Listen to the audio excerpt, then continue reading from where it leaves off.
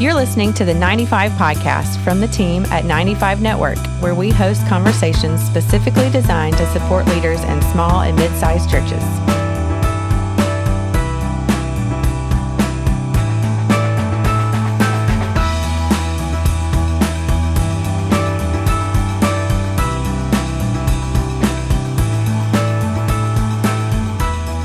Well, Greg Reed, it is my pleasure to bring you into something. I think you and I might be making history in the moment, because I'm not just welcoming No doubt. to one podcast. I am interviewing you right now for three different podcast shows, and I don't know that that's ever been done in the history of podcasting. So thanks for being willing to make history with me today, my friend. Welcome to all three of these shows. Only time will tell if it was a wise decision, John. Well, here's the thing, man. Let me just, for all of our listeners, regardless of what show you might be hearing this on, I get the privilege of being a co-host of the Entree Pastors podcast, where we help pastors launch businesses of their own to, help provide better for their families. I get to create content on a regular basis for the 95 podcast, which really goes out to pastors and church leaders of small to mid-sized churches. So, Greg, this conversation is going to fit there as well. Right. And finally, I'm a part of the Celebrating Life podcast with Wayne Previtt that he and I do together as a part of Life Celebration Ministries. So all of this ties together. And if you're thoroughly confused right now, just keep listening. And in short order, you're going to be like, oh, this makes sense how this. And so it's going to be a perfect fit. There you go. Yeah. Rather than doing three different interviews, I think we could share the story once and get it out to all of these platforms. So, Greg, let's start here. You have served as a pastor for many years, and I'd love to get a little bit of your story about what your journey in the pastoral world looked like. So tell us a little bit about where you served and where you live and all that good stuff. Great. Thanks so much. I really appreciate the opportunity to make history today. So yeah, thank you. So I started when I went to college, I was planning to be a medical doctor, and so did about 3 years of pre-med. And then in the middle of all that, God really got my attention, and I just sensed that I was not to go that direction. I knew it had to be something to do with helping people. It had to be something that would have to do with helping them live the best life possible. And so God redirected all of that. I ended up getting married, and then in seminary, came back to my hometown. So is the church that my wife's grandfather founded. And so he asked our particular tribe if they would place me in that local church. And so I served with him for 2 years, starting in 1978. He retired. I stayed. I was an associate then to another pastor for 9 years. And so ended up, I was there a total of 43 and a half years in the same place, just never left. There were opportunities to go other places, but I thought there are tens of thousands of unsaved people in my community of 80 to 90,000 people, and why go someplace else? I knew people. It just felt like it was the right thing. So it was a great run, and I love being a pastor, and so it was the desire of my life to be able to help people to look more and more like Jesus. That's incredible. To serve in one church for 43 years as a pastor is just awesome. And what a picture of your faithfulness there. I'm not going to tell you, Greg, that the year you started in pastoral ministry was the same year that I was born in 1978. I'm going to let that one just go. We don't even need to mention that one. Thanks. Yeah, so I'm not going to say that, but I will tell a quick story that has nothing to do with pastoring. You mentioned looking at going down the road of being a doctor. Years ago, as I was pursuing a career in the fire service, I had to get my emergency medical technician certification. As a part of that, we had to do some shifts in some local emergency departments, and I one of the shifts I did was in the St. Francis Regional Trauma Center in Peoria, Illinois. And I don't know if you remember that show ER that used to be so popular on NBC, but this was right in the height of that. And I'm telling you, it was like the show. I worked a shift in the ER, and we had the craziest things coming through the door. And I went home that morning when I got off, from that shift. It was early in the morning when I left, and I seriously was contemplating like becoming an ER Yeah. doctor instead of a firefighter because I thought, man, this would be so cool to work in this Oh, environment all yeah. the time. And then, Greg, I looked into what is required to become a doctor. And, I was on a 5-year path to finish a 2-year associate's degree, and I realized I'm never going to get through any kind of medical school. So I diverted my course as well, but I digress. You'd be as old as me by the time you got your degree. Exactly. Yeah. Exactly. Well, okay. So you served for 43 years as a pastor, and I'm sure you have just, countless stories of what you saw God do and what you Yeah. got to experience. By the way, where in the world are you? I think I So failed. I'm right in the middle of Indiana. So the Okay. capital of Indiana is Indianapolis, and I'm about 50 miles north of the capital. So Okay, yeah, very kind of good. right in the middle of the Midwest. Very good. So you had a 43-year run as a pastor, and toward the end of your pastoral career, you really transitioned into something that we want to focus on Right. as a part of this conversation. So tell us a little bit about what you're doing now in your quote unquote retirement years, Right. but the ministry that you're stepping into as a result. So I'll let you share the story because it's Yeah. an awesome story. So probably 18 years ago, I was obviously still in the middle of pastoring. I just sensed that I needed to get out and be involved with more normal people. And so I had an opportunity. A friend of mine was an HR director at a couple of large car dealerships. And so he said, "Hey, would you ever think about becoming a chaplain?" And I dismissed it several times just because I had a big church and I had plenty to do. But there was just something about that opportunity that God just kept turning over inside my soul. So eventually I investigated, said yes. And so for 16 years, then I was doing pastoring plus. I was serving on my day off. I would take about 3 hours, 3 to 4 hours, and I would visit these car dealerships and one other Coca-Cola location that's a distribution plant in our city. And it just, Fridays then became like almost my best day. Hmm. And so I told the owner of that company, I said, "You've ruined me for pastoral work because I love this and I love being around people that don't know Jesus in an intentional way."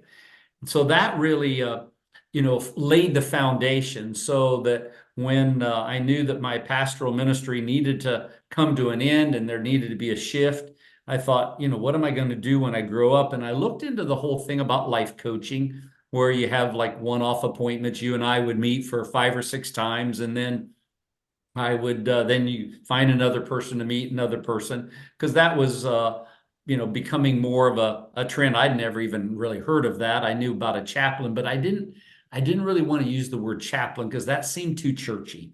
So Hmm. I thought I've got to do something that people can connect with. And so I figured up that if I had 550 appointments in a year, if I charged $75 an hour, I would make all of $41,000.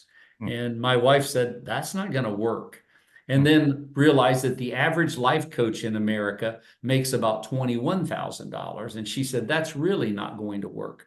So I went to the company that I was doing my Friday gig with, and I said, "I can't afford to work for you. I would love to be able to serve these companies, but I can't do it for $15, $16 an hour." And so they were gracious enough to say, "Hey, we're about the kingdom, so I can't say enough good about marketplace chaplaincy and all that they did to help me to launch into this new phase." So I went back to the business owners that I had been serving and said, "Hey, what if you just sign a contract with me?" So I had to figure out how to do a contract, well, how to get insurance, started an LLC, started my own life coaching company, and then went to them and they said yes because I'd already had 16 years Hmm. of history with them, and they knew that it worked and they knew that it was a win for them and for their people. So that's kind of how that started. And then God opened up two other companies where I had relations because of the people I was already serving. They introduced me to someone else. And so then I ended up with basically four large companies now that are multi-state and working probably about 50 retirement hours a week. So I always, when somebody asked me today, said, "Hey, what's your plan for the future?" I said, "Well, in 20 years, I want to cut back to 40 hours." So that's kind of my long-term vision I love it. is that. So yeah, it just because I was so in love with doing that, and I just saw God do so much. I thought, man, for this new season of my life, I knew that I needed income and I knew that I wanted impact. And it has, John, as you and I've talked before, it has just been beyond my comprehension what impact that I've been able to have by doing this full time. And then I would say that my impact probably quadrupled and my pastoral income as a full-time pastor doubled.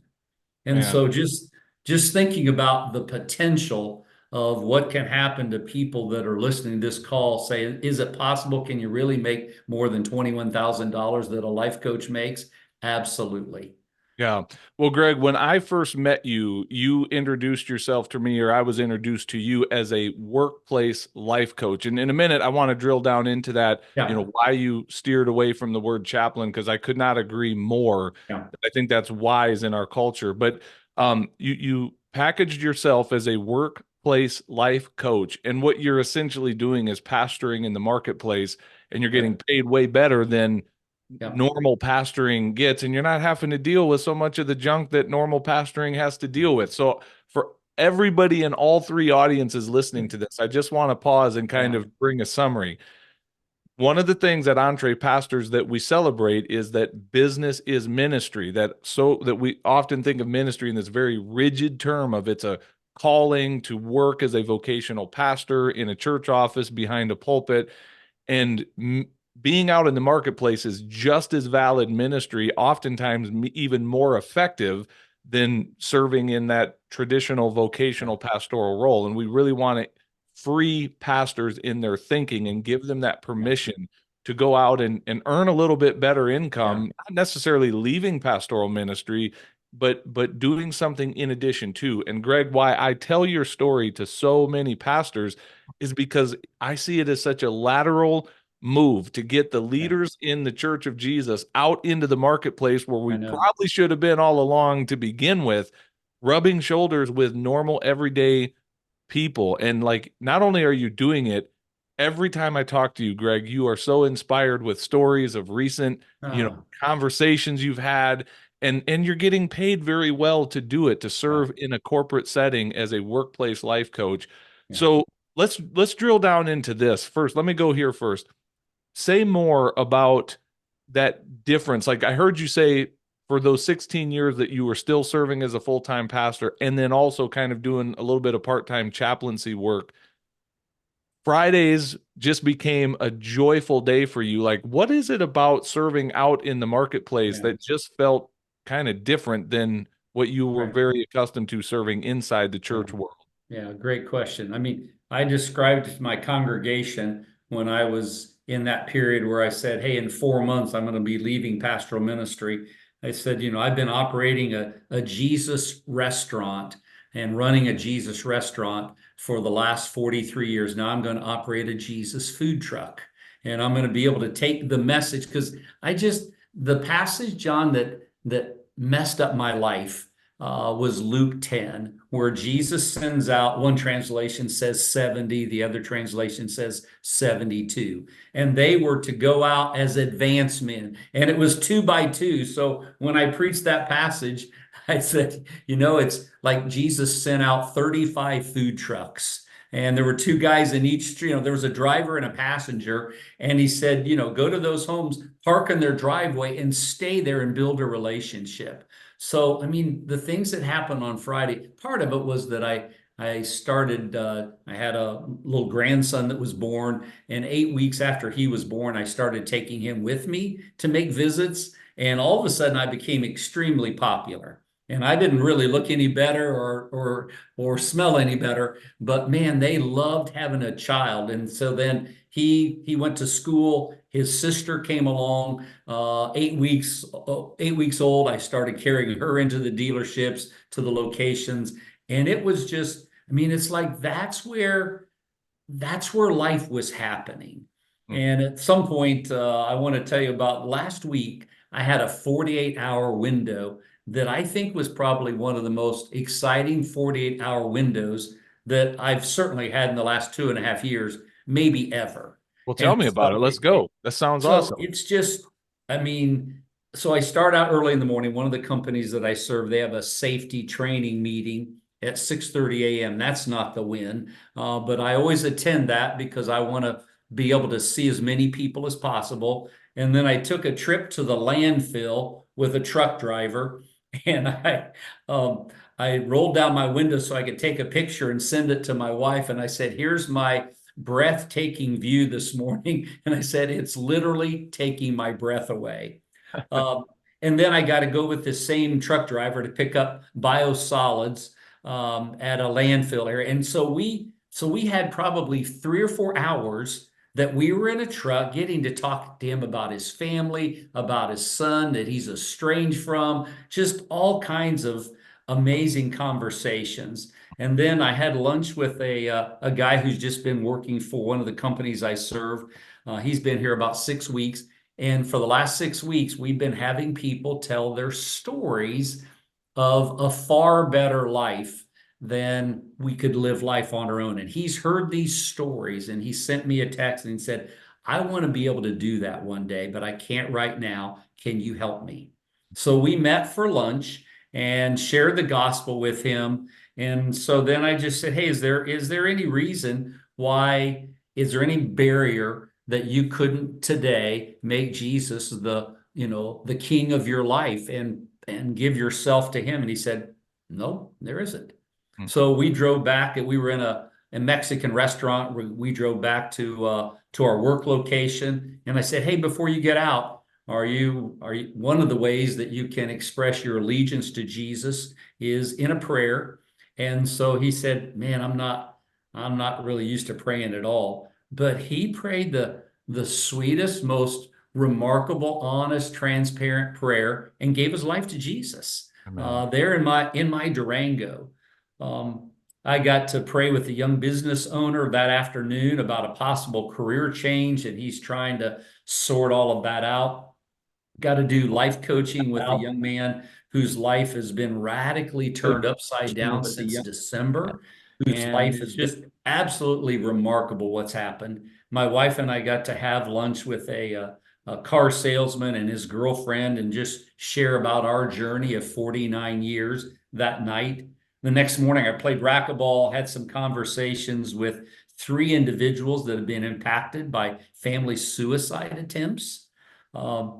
I had 2 27-year-olds that I shared the gospel with because I picked up a book about, I don't know, 4 weeks ago called 4,000 Weeks.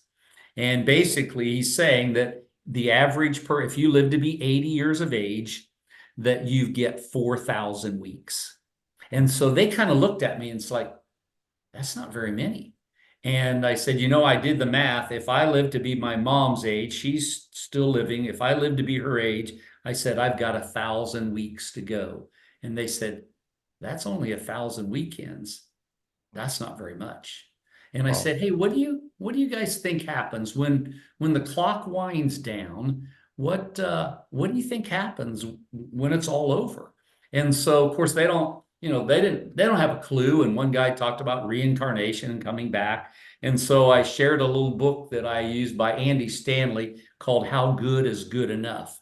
And it's just a real small little booklet. And I said, "If you guys will read this booklet, I'll take you out to lunch. You can go anywhere you want for lunch, but I would love to get your input to say, hey, what do you think about this book?"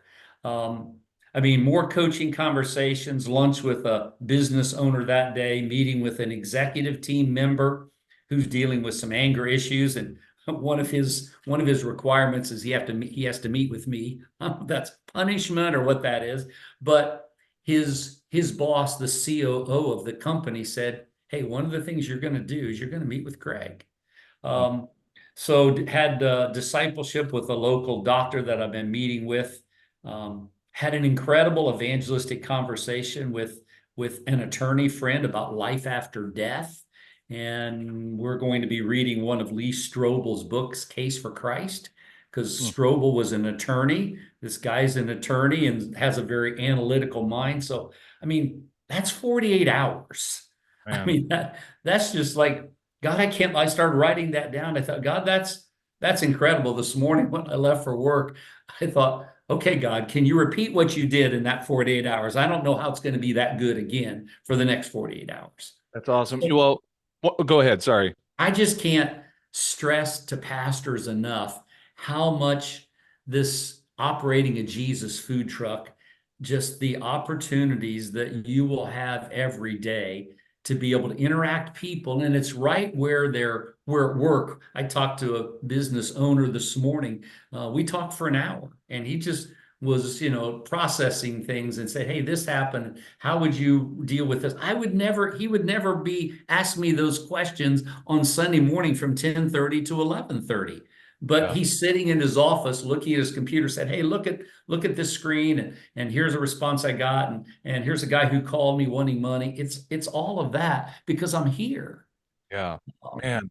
I was going to ask you, Greg, to give an overview of the work that you do as a workplace life coach, but you just did. I mean, that's Yeah. brilliant. You just gave an example of what a 48-hour period could look Yeah. like. Not that everyone looks exactly like that. But here's another question I have for you.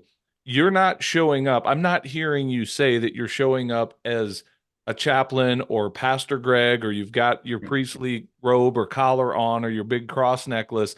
Like, that's not really how you're walking through the doors. Clearly, your heart is to bring Jesus Right. Yeah. everywhere you go. And we understand that, but you're not showing up that way. And I need people to hear that. I need pastors to hear that this is not Greg out just blowing up a workplace with a bunch of tracts and in your Right. face evangelistic conversations. How are you, for lack of a better word, how does one sell this to a corporation to say, what value am Right. I adding to your workplace by having me on staff or on contract? You're not on staff, but you're contracted Right. by these corporate, settings. What is the value that you're delivering to them? Yeah. And I think that's a good point, John, that I'm not an employee of any of these four companies. So I'm a 1099 for those in the US, 1099 contract worker. And so I don't, because of having, Medicare and other things, I don't need insurance. I don't need benefits. So it's just like, hey, here's what I think it would cost you if I work, half a day a week, if I work 3 days a week, 2 days a week. So I think there are really four, if you can think about a square, there are really four quadrants in the square. One is this whole thing about basically, let's see, what's the word I want to use? Um, Life mentoring. So that's one piece. And that's really this ministry of presence. It's everything a pastor does. If you were starting a new church, you would just spend your time getting to know people. Mhm. And probably eating with people and praying with people. That passage in Luke 10, he begins with pray that the Lord of the harvest would send workers. And it's like the Holy Spirit said, Greg, you have to be one of those people. And then he talks about, eating with people. And so, though I think the secret sauce in that whole thing of life mentoring is I had lunch with two guys today. It's their very first day on the job at the company where I am right now. And so I had an hour and 15 minutes to talk to these guys and then to pray with them. And so just a great opportunity because of food and because of praying. So if you say, Greg, what do you do all day? It's really walking around, having conversations. And when something comes up that I say, hey, is it okay if we just pray about that? I mean, nobody ever says no. Yeah. Sometimes they'll say, if you want to. And I say, I'd love to. So that's one piece of the square is the life mentoring. Another piece is life planning. So I use a tool that Zig Ziglar developed, that he has a wheel and it has 7 spokes on it. So it's the mental spoke, the spiritual spoke, the financial spoke. There's 7 domains of life. And so I help people to develop a life plan. This one young truck driver that I referred to earlier, we're walking through that together, and he's right now working on developing his budget because he's never really had a budget. Well, that's the financial spoke. So there's life mentoring, there's life planning using the wheel of life. Then there's really life as a leader. I've gotten to do probably 14 different small groups with leadership teams around just one book called The Way of the Shepherd. It's a parable about leadership using the principles of a professor and his grad student and sheep. And so I've done probably, I would say, 14 of those groups in the last 2.5 years. And so that's given me a chance to find out about people, to ask questions, to learn where they grow up. So life mentoring, life planning, life as a leader. And then the fourth piece would be life celebrations. I've had hospital visits when babies are born. I've done a number of weddings and a number of funerals. So those things are happening. So the return on investment would be saying to you as an owner of a company, what if you had somebody that was caring about your people and was available to them 24 hours a day, 7 days a week? Yeah. And so it's I mean, it's the same as a pastor signs up, right? As you as a pastor, you're available. And so you're just saying to these business owners, hey, what if I walk alongside of you? I want your people to thrive at work and in life, and I want to help them with that. How can I help you to deal with the brokenness of this world by walking alongside of people? And what I want our audience to hear is that for a business, that is, I mean, that's almost invaluable to create an environment among our staff and our employees that causes retention, that causes our company to be a place people want to stay. They feel cared for. They're not just going to go down the road for $1 more an hour, and that's huge. That actually has a real impact on the bottom line. So there's a business element to this that is truly providing value beyond the actual, impact of life on life ministry, but it's providing value to the bottom line of a business as well. And therefore, you can charge a rate like a professional consulting coach type of an individual coming into a corporation, charging corporate rates to provide those types of leadership tools and life help tools to their people. Also, Greg, here's another thing I want our audience to hear. This just clicked with me. I've had many conversations with you, and this has never dawned on me. Comparing kind of what you're doing now as a workplace life coach to all your years of pastoring, the people you're serving now have way more access to you than the people that were in your church who came, 1 hour a week, or, maybe they saw a pastor a few more times outside of Sunday morning. But what you're doing right now is seeing people day in and day out, through the week, through the work week, which has an incredible, a lot more presence than just normal pastoral ministry. So on so many levels, Greg, what you have built is just brilliant. And I love the entrepreneurial spirit of it. You went into business on your own and started this thing up. And here's the thing I want to kind of guide us to. You and I are getting ready with Wayne Previtt and Life Celebration Ministries. We're getting ready to roll out a certification program where we're going to train and certify other people to go do exactly what you have done. Because this is not like a slice of pie where, well, Greg has a few clients, therefore there's nothing left for anyone else. It's like it's abundant. The opportunities are abundant. Pastors are just ideal candidates to go do what you've done because of their heart for ministry and all the qualifications they've been building up over years of pastoral ministry. I want you to answer this question, and it's a broad question. You don't have to share specific numbers for you, but from a dollars and cents standpoint, what could somebody expect to make as a workplace life coach when they show up in this setting doing this type of work in a corporate environment? So I have 3 different levels of contracts. One is a kind of a half-day contract where I'm with a company for 5 hours. And again, it's flexible. The thing that's so great about this if you're still pastoring, which I was for those 16 years, I was able to do it on my day off. I could do it, at night. I could, same thing as being a pastor. So, and then so basically for a day, if you say, hey, I'm going to work a day a week for a year, my contracts are worth $25,000 for one day. And so to think about, the cost of training and certification versus, and now, I'm looking after doing this for now 18 years. I have such good recommendations that I'm looking for other companies where I can then hire people to work underneath me. I have one person that's working underneath me as a 1099.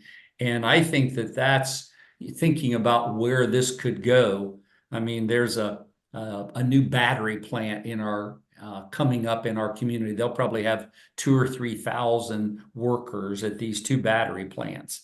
What if I was able to get a contract in one of those battery plants and then put coach? So, I mean, the possibilities for impact and income are only limited to how hard you're willing to work and how big you're willing to dream. And so this is, to me, it's just like, I can't keep this to myself because I want everybody to have a 48 hours like I had last week.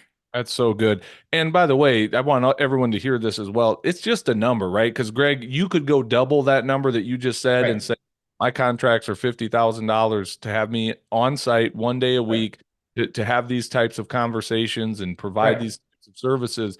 And again, corporate America is not going to bat an eyelash at that and go, 50K, we can't hire enough new employees in turnover and burnout for what we can pay to have this service provided and to provide that value. So it's just a number. But what I want people to hear is this. I want them to recognize that what you just said in that one number, in some cases, we're not getting too far away from the annual salary of pastors for ridiculous expectations of what is placed upon in their roles.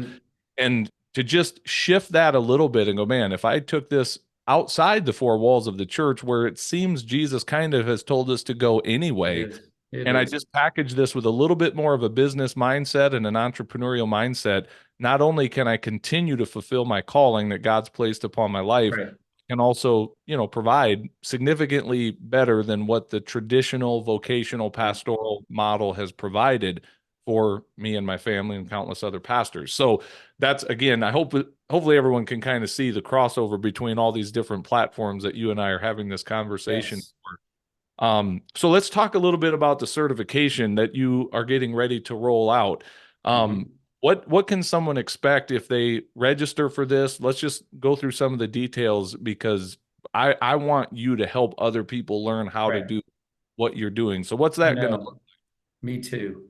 So again, I want to set it up so that the entire certification will be wrapped around those four components. So I want to talk about, hey, what's this, life mentoring look like? What's it look like to walk through a place, and how do you, how does that look? It would be great if I could have people come to my to Kokomo, Indiana, and walk with me through the car dealerships or through the companies that I serve at Coca-Cola. I would love for them to do that just to see how engaging it is to be able to have conversations with people. So we'll talk about what that looks like.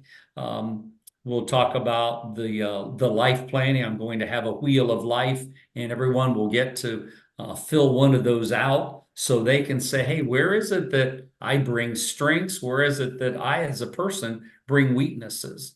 I want to talk about, I created a kind of a leader's guide for the way of the shepherd, kind of a leadership planning tool. There are lots of other things that are available, but I created a leader's guide for that. I want to make that available. We're going to have contracts for people. I'm going to take the contracts that I have and make them generic so you could see, okay, if I went, because that's the thing that I didn't know, like, what do I say I could offer to a company?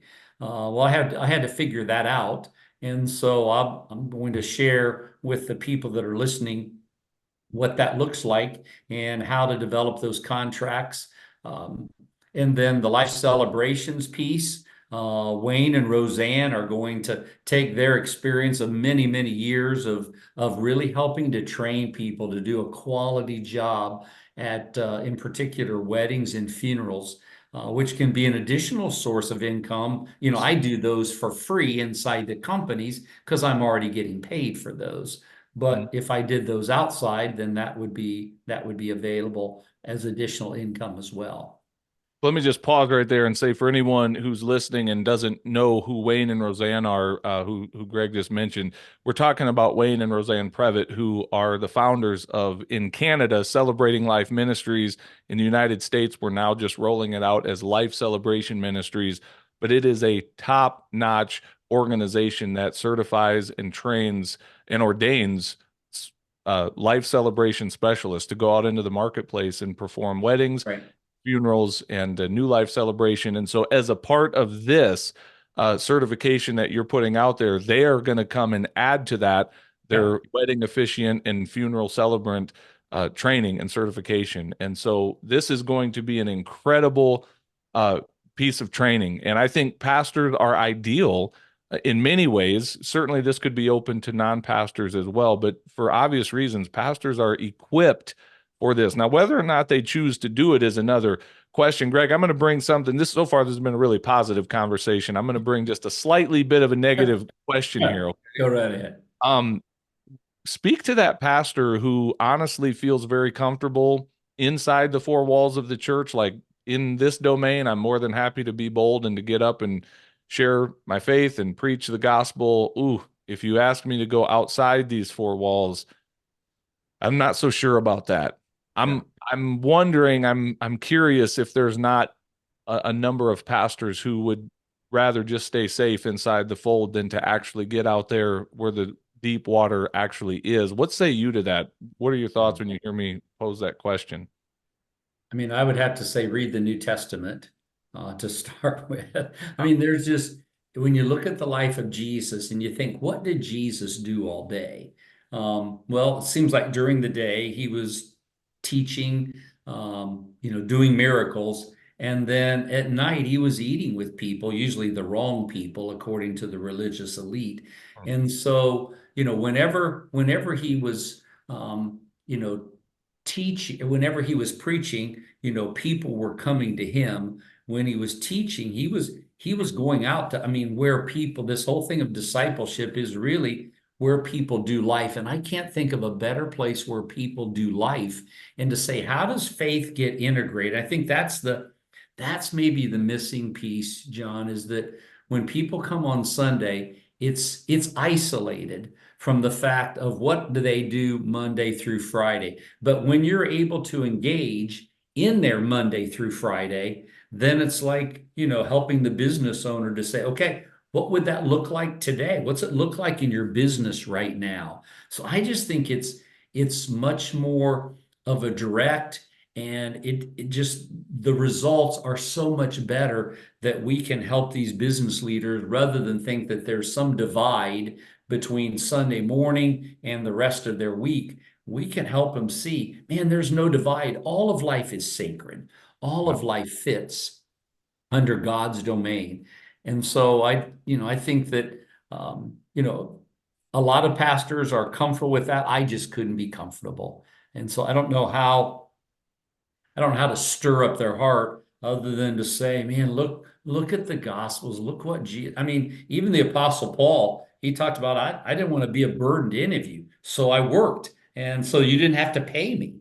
So I think there's lots of examples throughout the New Testament where people were working alongside of doing ministry. And because it's all, I mean, to me, it's all ministry. And you said something a little bit ago about the pastor, like I get to do all the stuff that I love to do about being a pastor, but none of the bad stuff. I mean, I don't have to do any of that. My nights are open. I don't have committee meetings. I don't have people whining about the color of the carpet or the seats, or we changed the time of the service. I don't have any of that. It's just, I get to preach some on weekends, but I don't have to deal with any of that.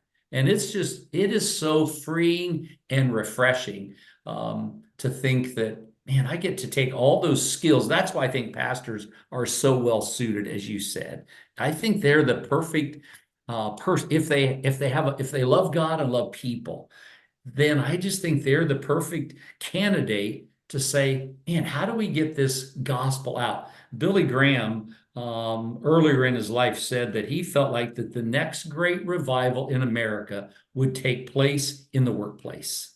Mm. And so I wanted to try to distinguish this whole thing of a life coach, which sometimes can be more of a counselor person, to, I will use the word workplace, because I wanted people to know that's where I'm doing this life coaching. It's inside the workplace, not in an office somewhere where people come and they do 4 or 5 sessions and then they're, on to the next thing. Well, it's brilliant, Greg, and I literally mean that. And I'm so proud of you. I'm so glad to get to call you my friend, and I love seeing the journey that you're on.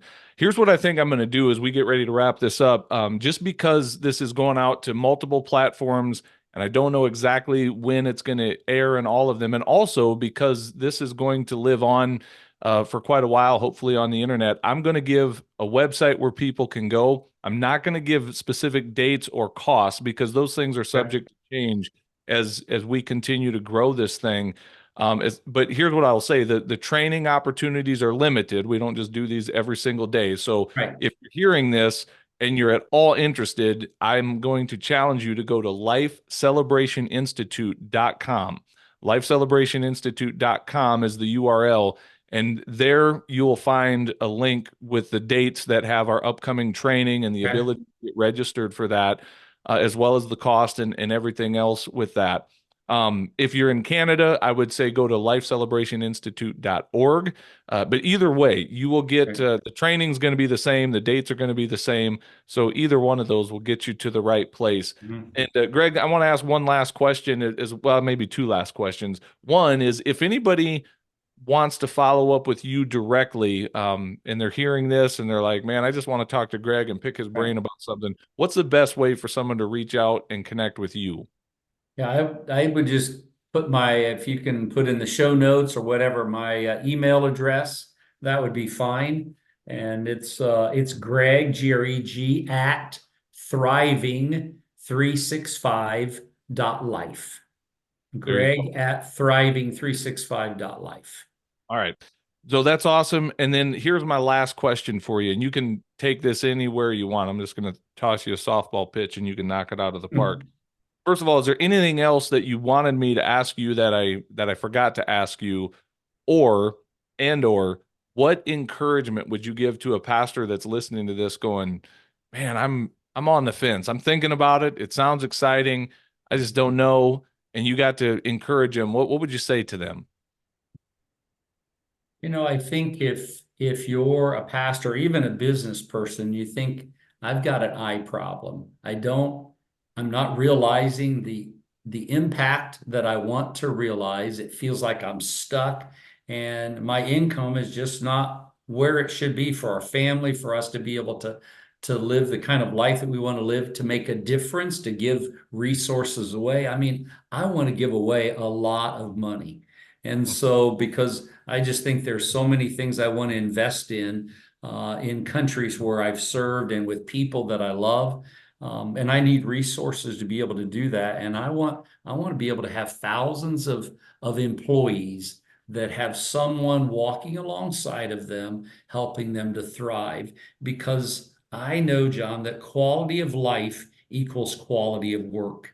And I just know that as a business owner, they're really struggling because so many of their people are broken. And if we can walk alongside of them and help them in their brokenness, then I really think that we can do something pretty spectacular for moving the needle in the marketplace toward a redemptive and wholesome and thriving economy. And so I want to be able to help as many pastors as possible. And I think we're so well suited. I mean, I didn't have to learn a whole new set of skills. You interview a lot of people that are doing different stuff, whether it's power washing or financial planning, lots of different things. I didn't have to learn all of those things. I already was able to take my love for God and my love for people and say, what would it look like to use that in a marketplace setting? So I just think it's the ideal environment in particular for pastors. And that's really where my heart is. I mean, I want anybody that has, that wants to have impact and needs more income, but in particular, pastors are just because I was one of those guys and I'm still doing that. It's just, I think I'm doing it in a way more effective. I mean, for my wife and I, maybe this will be the last thing I want to say. For my wife and I, we just, at night, we look at each other and we just say, how is it that we get to live this kind of life? I mean, it is so enjoyable. We have 7 grandkids and we just love life, and our evenings are fun together. Our weekends are fun together. So, I mean, it's just, if somebody said, Greg, if you could go back to any other age other than 72, would you do that? I'd say absolutely not, never. I love, this is the best life I've ever lived. I mean, it is just so engaging and so fun. Every day I get up and say, man, God, we're on this amazing adventure today. And I can't wait to see what he has in store. I love it, Greg. I'm so proud of you. Love your story. And I hope that we get to share that with a ton of other pastors. So thank you. I hope we did not exhaust you in making history as we have made today, recording for 3 podcast platforms all at the same time. I need to go take a nap, but it's been awesome making history with you, my friend. It has. And I just want us to be able to help as many pastors as possible. John, I know this works. It's not some theory, or it's not something that I've not tried. It really does work. And I just love it. And I want to help as many people as possible. Thanks for listening to the 95 Podcast. We look forward to sharing another episode with you next week. In the meantime, visit our website at 95network.org. The website is loaded with great resources created for small and mid-sized church leaders. Until next time, have a great week.